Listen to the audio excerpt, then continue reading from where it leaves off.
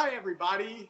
It's Kevin with my best friend Steve Wells in Colorado. And say hi, Steve. Hi, everyone. How are you? Good to have you here. Yeah. So we're going to do a new little segment where we try to get to know different people on Keys to the Shift. And we're going to call this segment, You're So Full of Shift. Yeah. And Denise is our first victim. I mean, our first interviewee.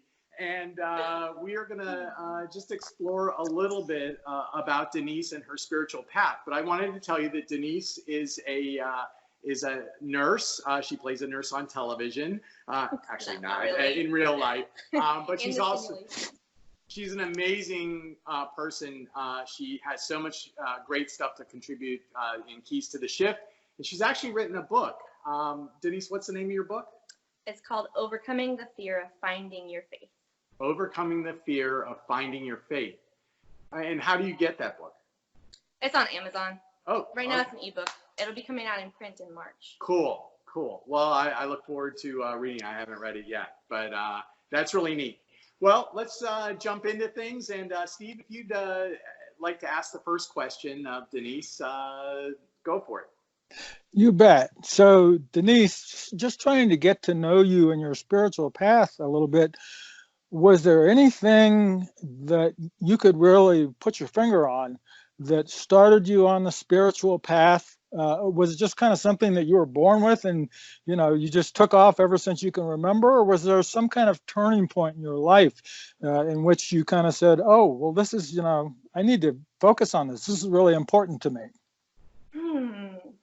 That's a good question. And I was thinking about this question earlier.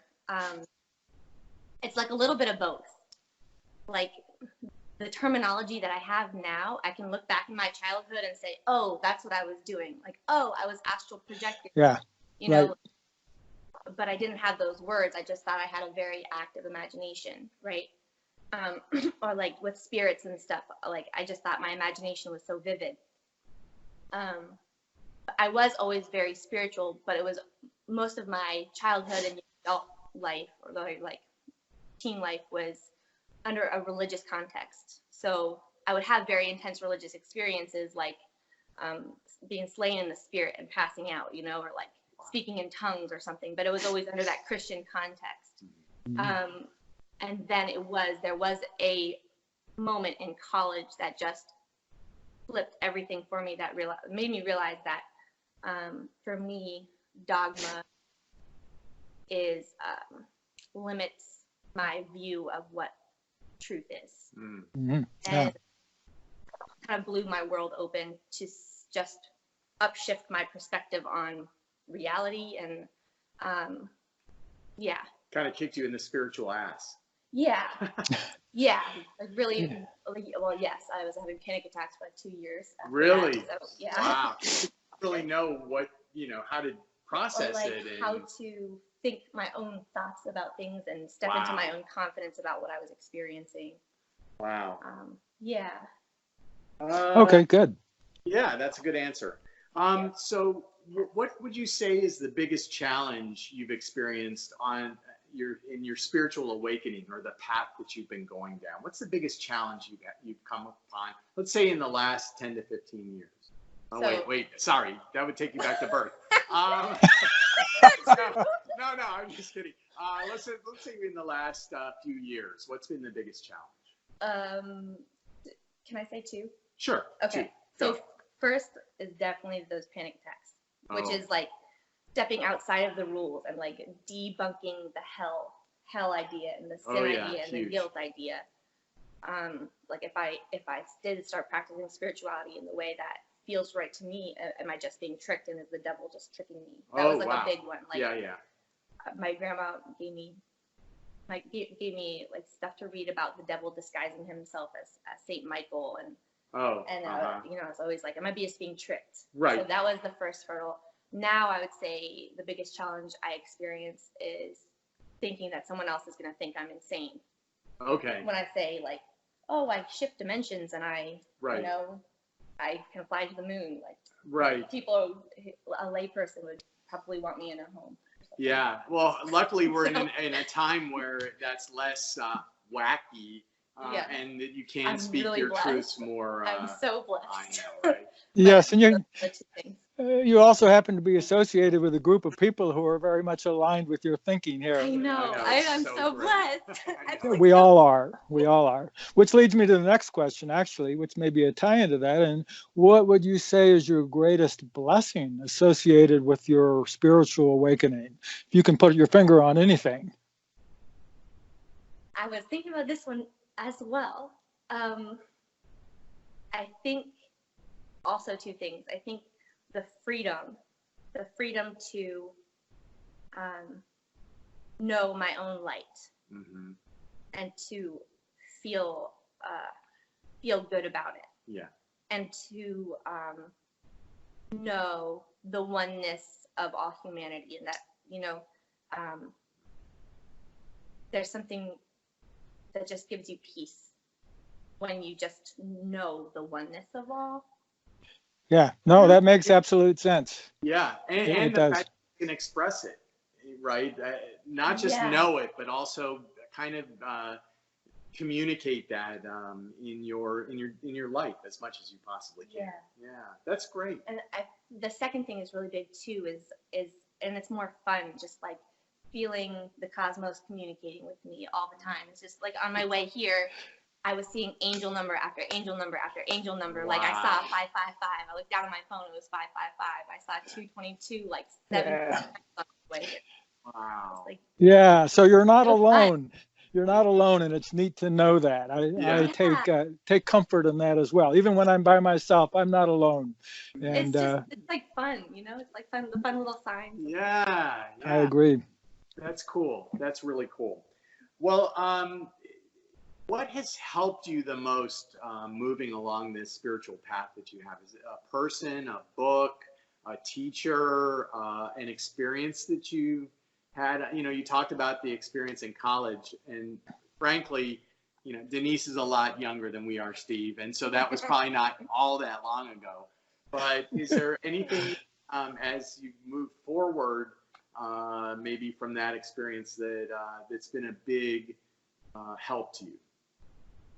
Oh yeah. Oh, what's that? The biggest help to me is having a daughter. Wow. That's like the biggest thing for me. Leilani. Yeah. Wow. Her daughter's name is Leilani. I'm constantly not having to, but desiring to step into the highest version I can possibly be when I see her, Oh my gosh. So I think that's the big thing. And then there have been some amazing teachers and amazing books. Like the best book I've ever read that for me was Courage. It's called Courage: The Joy of Living Dangerously. Oh. By Okay.